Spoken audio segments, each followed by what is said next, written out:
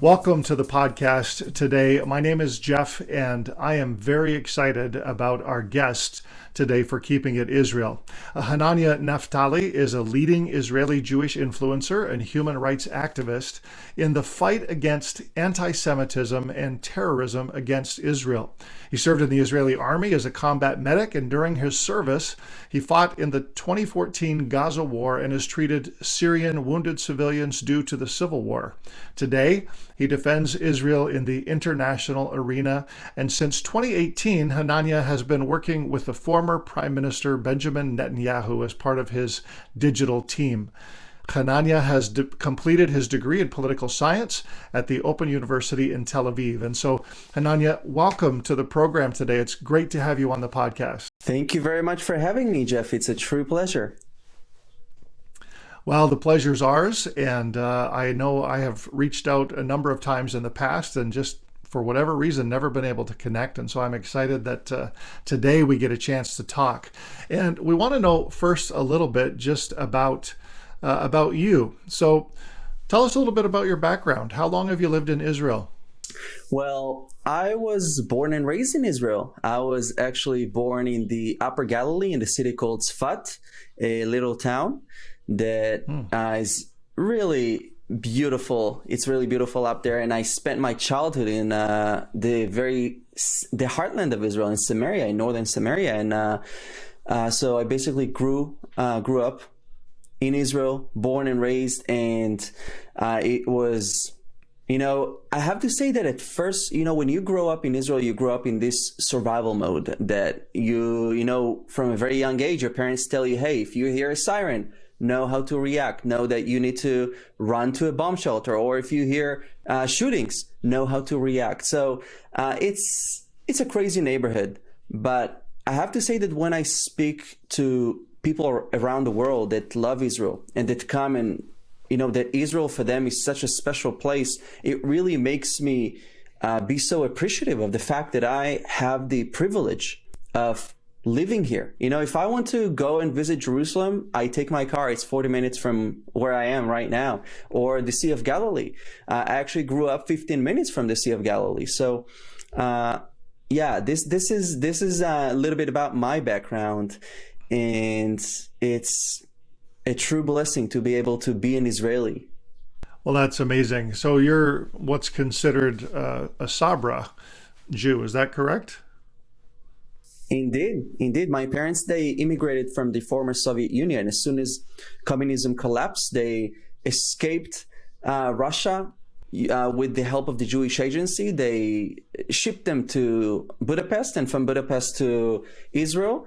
And so I was, it's a true blessing that I had the ability to be born in Israel. Mm-hmm. That is amazing. Now, you are so passionate about living in Israel, and I know there's probably a number of reasons for that, but what was it that led you to become this kind of passionate advocate on behalf of Israel and the Israeli society? Well, I have to tell you, Jeff, that exactly the reality that I've been living in. I joined the military when I was 18. It's compulsory here. So I served in the army for 3 years in the armored corps, in the tanks. My role was the ammunition loader and in charge of communications outside of the tank and into the tank. So, as soon as I finished advanced training, I found myself inside the Gaza Strip, fighting the Hamas terrorist group, fighting terrorists that basically seek our annihilation. They seek the destruction of my family, my brothers in arms, my neighbors, my entire country. And you don't need to believe my words. Look up their charter. In their charter of 1980, they state that they want to establish an Islamist country on the top of Israel. So, long story short, our mission was to destroy the Hamas terror tunnels, especially the ones that infiltrate into Israel, because obviously they don't dig tunnels for peaceful purposes. They dug them to abduct Israeli soldiers and to cause harm to basically Israeli civilians that live near the border. So serving in the military, being in the Gaza Strip, we had a tough mission there, and we would basically go back and forth. This was back in 2014 during the Protective Edge operation. So when we came back to Israel, so to say, I would get my phone back. I would call my parents. I would, check on them, help them understand that I'm doing fine, to not have them worried about me, because both me and my brother were in the Gaza Strip fighting. And again, long story short, I opened my phone also to read the news, and I would see the media bashing Israel, the media just calling us war criminals.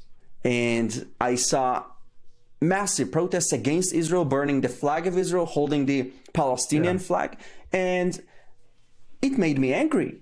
I was angry to see that my country is being bashed and I'm called a war criminal, especially the fact that I just came from there. So I knew exactly what's happening on the ground. And of course, my English wasn't that advanced. Still, there is a lot to learn more. I didn't know how to edit videos. I was actually a shy kid.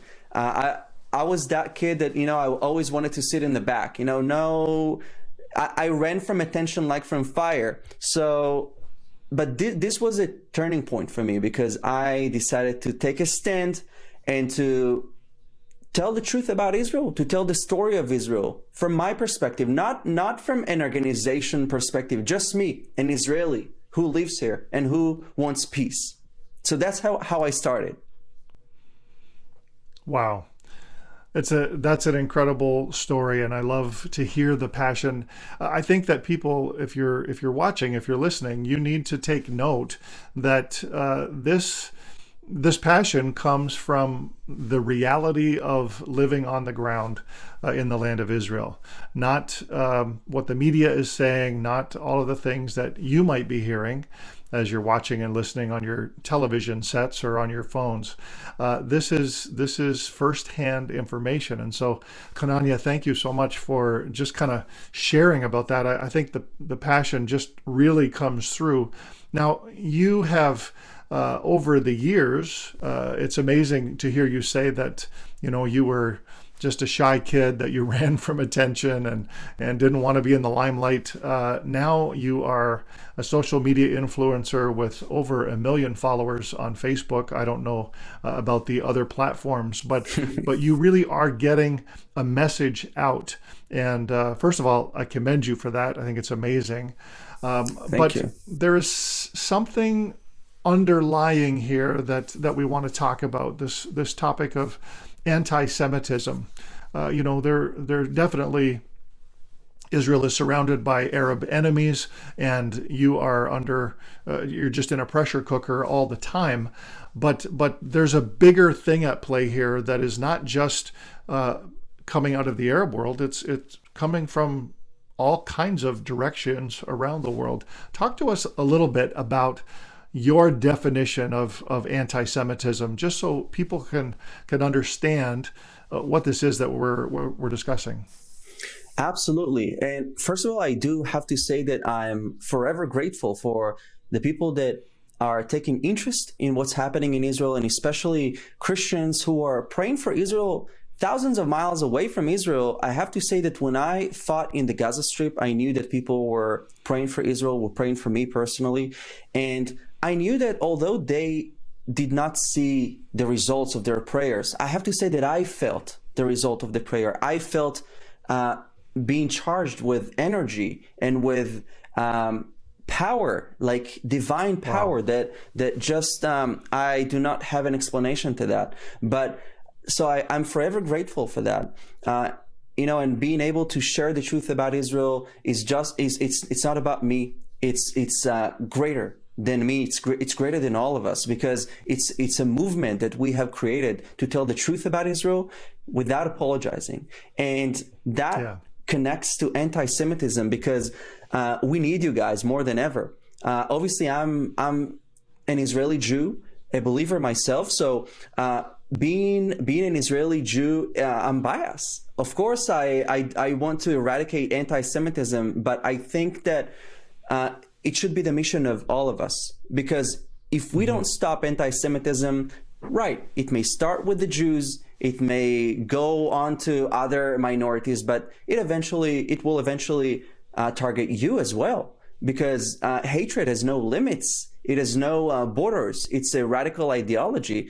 And my definition to anti-Semitism is the perception that Jews are the problem.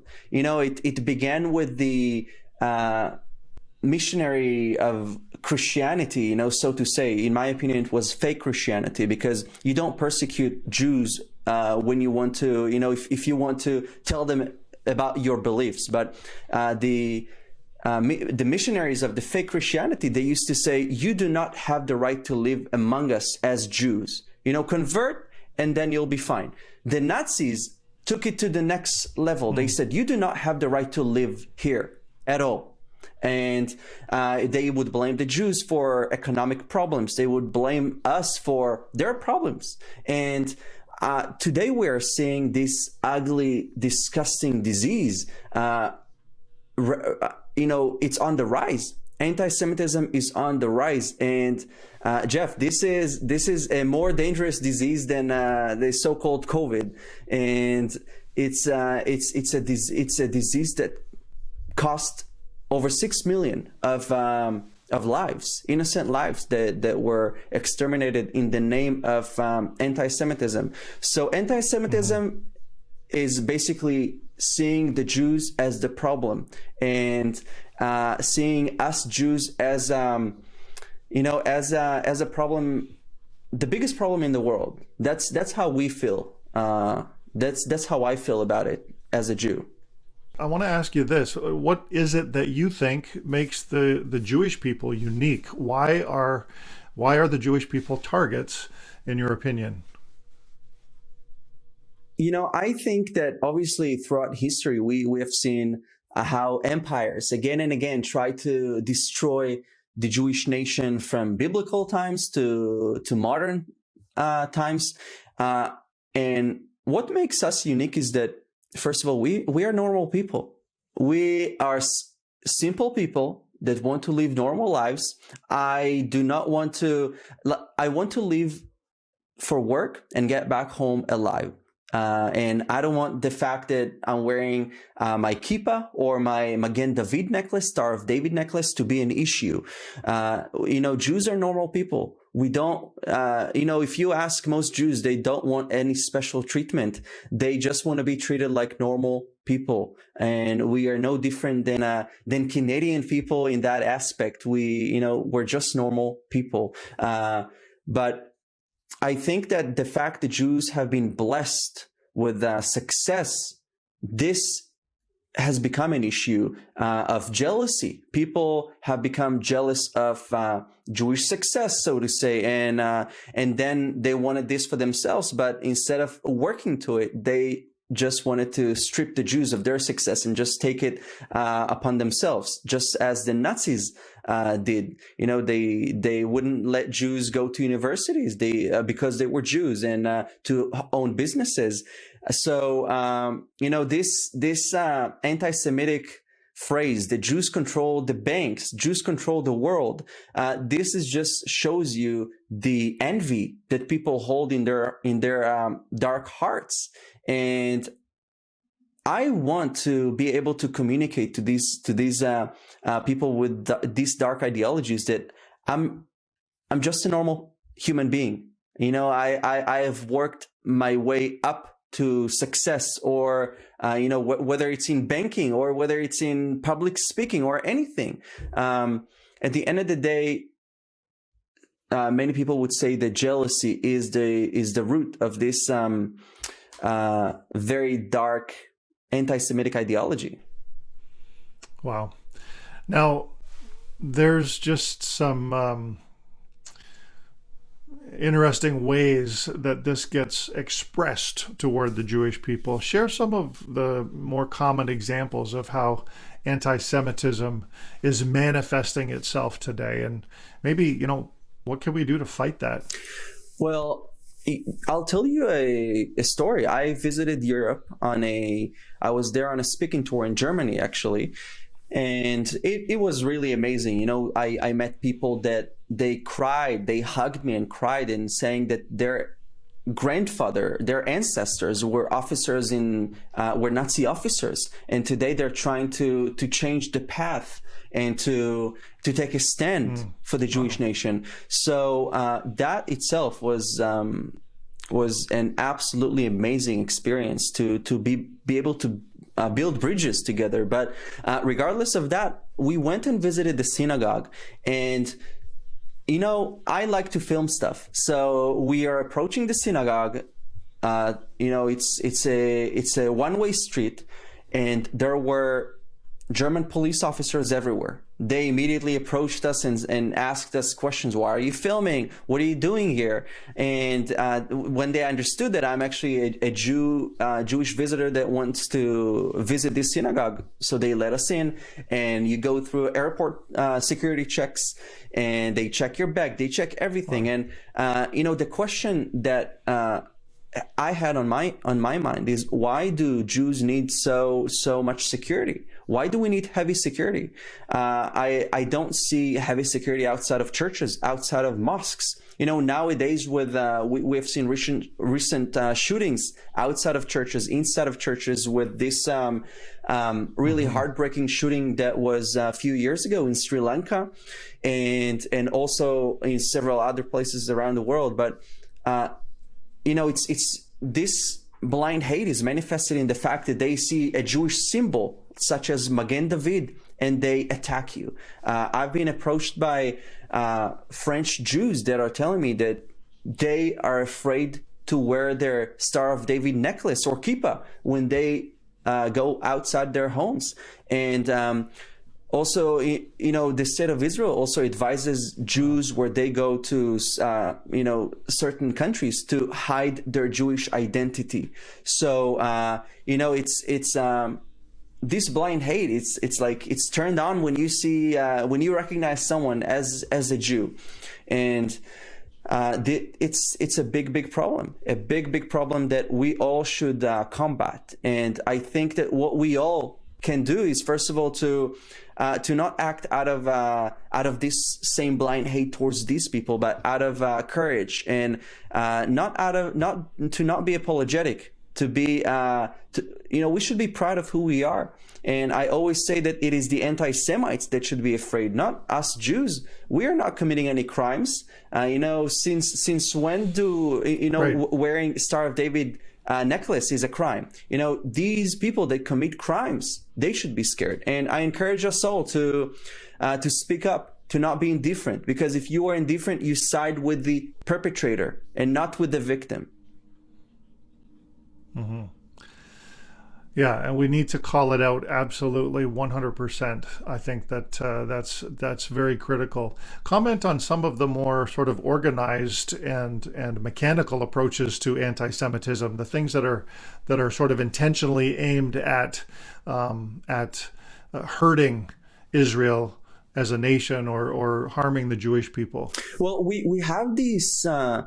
And you know, it really troubles me to see this rise in Canada and also in the United States and in Europe, and it's the BDS Boycott Israel movement. This is the modern day, you know, pure anti-Semitism. They are basically saying, look, guys, we need to boycott Israel economically, isolate Israel economically, because Israel is committing crimes against the Palestinians. You know, little do they tell you is that, first of all, the head of the BDS movement, he's an Israeli national. He has a house in Akko in northern Israel. So, you know, if Israel is so horrible, why do you have a house in Israel? But also, you know, they want to isolate Israel economically because they want to destroy Israel, because, you know, isolating a country economically is leading to its destruction and to its collapse. And, you know, I always say this: you can't love Jews and hate Israel. You know, so they say we're not against Jews, we're just against Israel. Well, Israel is the only Jewish country in the world. So how can you be only against Israel and not against the Jews? You know, Israel is a safe haven for Jews. So today we have this, issue of the Boycott Israel movement that likes to, to take pride in fighting for human rights, in fighting for advancing the Palestinian rights. But the truth is that they hate Israel more than they love the Palestinians. They're passionate about hating Israel. And let me tell you something, most of them have never been to Israel. My answer to these hateful people is just come to Israel. Come. We have nothing to hide. Yeah. Come and see the truth for yourself. Your eyes will not lie to you. Yeah. Oh, that's really good. And I think that you said something about the fact that, Israel's a safe haven for the Jews. It's also a safe haven for many Arabs and Arab Palestinians. I think that that's so ironic, that there are Palestinian Israelis who are benefiting from all of the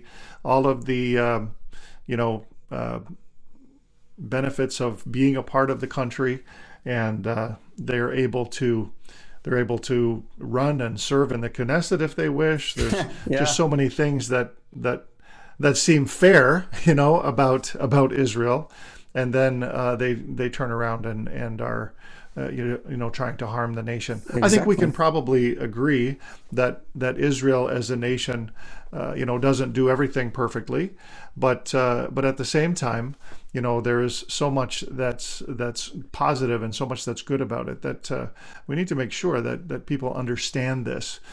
Well, first of all, I have to comment, regarding the Arab population in Israel. They are over 2 million strong, and they are very proud to be Arab Israelis. It's actually funny that organizations like Amnesty that released a recent report saying that, they cite that Arab Israelis are under apartheid. So, I myself have Arab Muslim friends, so I contacted them. I actually made a video about it. It's on my YouTube channel. So I asked my Arab friend on camera, I was like, hey, so I read this Amnesty report. Can you tell me, man, do you feel under apartheid? Because according to Amnesty and according to all these big international forums, you are. And he was offended. He told me that, they don't have the right to define his identity, and he said that this is actually modern day colonialism. That they think that they are smarter than the Israeli Arabs. That the Israeli Arabs need help to define who they are. So that's number one. And you said Israel is not perfect. Are you serious? Israel is not perfect. I mean, I'm joking. Of course, Israel is not perfect, but it's just funny that Israel is under this magnifying glass that, every little thing, opens an emergency meeting at the UN Security Council. And I think that this is just, obviously no country is perfect. Israel is not perfect. But show me one country that is perfect. There was this recent, again, treating Israel as a scapegoat. There was this Palestinian journalist, Shireen Abu Akleh, that was killed very unfortunately in Jenin, and immediately the international news were outraging. I saw also the news in Canada were outraged, and how I didn't see the same outrage when journalists in Ukraine were killed. Just recently there was a French journalist that was killed. I didn't see the same outrage. Actually, it was a tiny little headline in CNN. So this is anti-Semitism. For Christians out there who maybe aren't too concerned about anti-Semitism, what are some of the important things you would say to them? Christians are a crucial part in making Israel strong and great. And I think that not many Christians are aware of that. Many of these Christians are humble, which is very good, but take pride in the fact that you are part of something so strong and so great and moral, standing on the right side of history. So Christians, the Christians that take a stand for Israel and are not afraid to voice their opinion and their support are the ones that make Israel strong. I just came back from Norway, and I saw, I spoke there in several churches, And these Christians held a special ceremony. First of all, they had the flag of Israel outside of their church. On the you can see it from the highway. Flying high, and Cool. they held the ceremony to change the flag because they said, you know what, Hananya, we see that the flag is a little bit torn. It's a little bit old. We need to renew it. And they held the whole ceremony, blowing the shofar, and held a prayer ceremony for Israel while changing this flag. Now, I'm not expecting that, but I'm saying that it's this spirit that we need more of. Unapologetic, standing on the right side of history. I've seen too many Christians that take a stance against Israel. And, I'm known for not being politically correct. So I will say this, that these are not real Christians, because you don't need to be genius to understand that.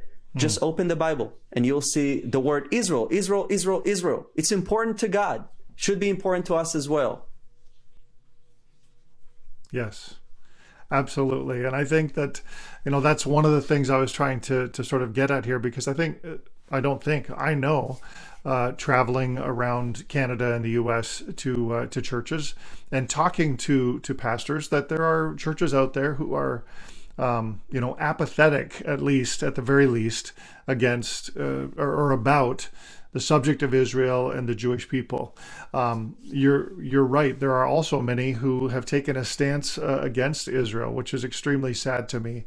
And we're doing our best, over here to educate and inform and advocate on behalf of blessing Israel, praying for ministries and organizations there. And I just really think it's important, that we understand.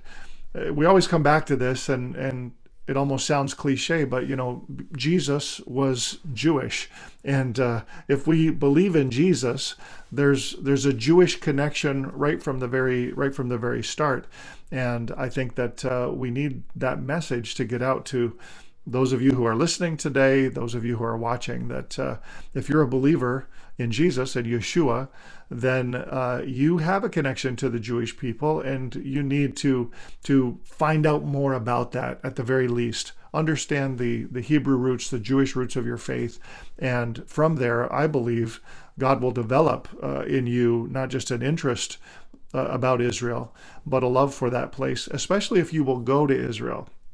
And I think that this is so key. I'll just take a minute here, Hananya, if you don't mind, and talk about our tour. We do have a tour that we're putting together for March 2023. I believe it's March the 12th through the 21st, and we're trying to get people to sign up for that. And so if you're interested in our tour, go to our website, firstcenturyfoundations.com, and click on tours. All the information is there, and we would love to have you join us. And who knows, maybe we can even set up a meeting at the hotel in the evening with Hananya. That would be amazing. I would love that.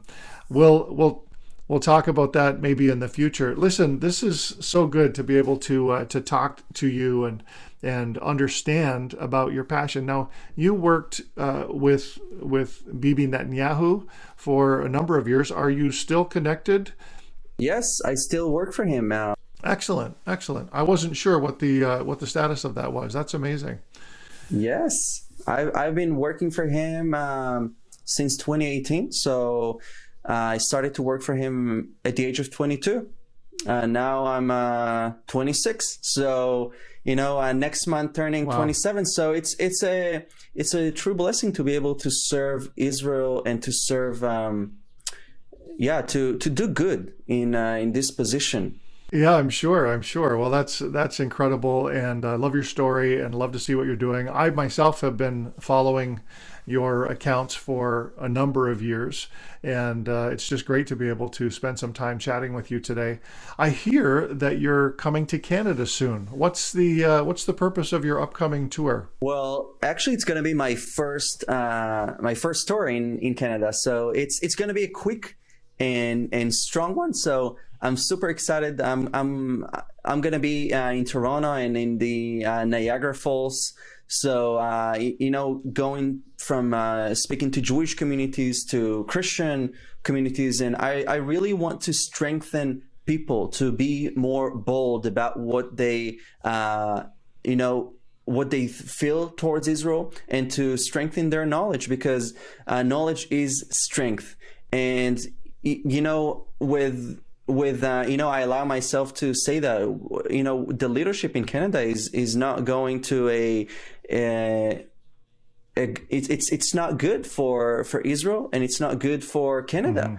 And we've seen that in the strongest means during COVID. Here in Israel, I knew better how the truckers felt than Trudeau. So it's really, with such a leadership, you have to have strong, educated, and bold people. So that's pretty much the purpose of my tour, to tell the story of Israel from my personal perspective. And I have to try some maple syrup. So I hope to be able to do that. Try a real original one. Because unfortunately, we don't have that in Israel. No, I know, because when I come, I sometimes bring it for a number of our friends there, just as a little bit of a treat. So, well, count me in. All right, the next time I come, I'll bring you a little bottle of maple syrup, because probably by then you will have run out. So. Listen, Hananya, it's been great to have you on the podcast today. I know that there are people maybe watching, listening, who might want to find out how to connect with you. So how can they do that? How can they follow you? If they wanted to have you at their church when you're here in Canada, how can they get in touch with you? Well, first of all, I would love to hear and connect on my Instagram. I'm on YouTube, Instagram, Twitter, Facebook, even TikTok. Not dancing there though, just talking about Israel. But I would absolutely love to connect, because I feel like Canada, the people of Canada are going to have an important role in safeguarding the future of Israel and the future of Canada. So I would absolutely love to come to your church to speak to your community about Israel. And yeah, it's really amazing to be able to create this strong alliance between the people. And yeah, so I'm super excited to be able to do that. Excellent. Well, we look forward to hosting and welcoming you here in Canada. Love to even do that personally, but I know you're going to have a great time. These are wonderful people that live here, and God bless you. It's been fantastic to have you with us on the podcast today. Thank you so much for having me, Jeff. I'm looking forward to seeing you in Israel and more Canadians. Thank you for your support for Israel. Well, it's absolutely our pleasure. Lord bless you. Thanks for watching. You can listen to this entire podcast on your favorite audio podcast platform. Find the link below. And while you're at it, don't forget to click subscribe and follow us on Facebook so you can stay connected to First Century Foundations.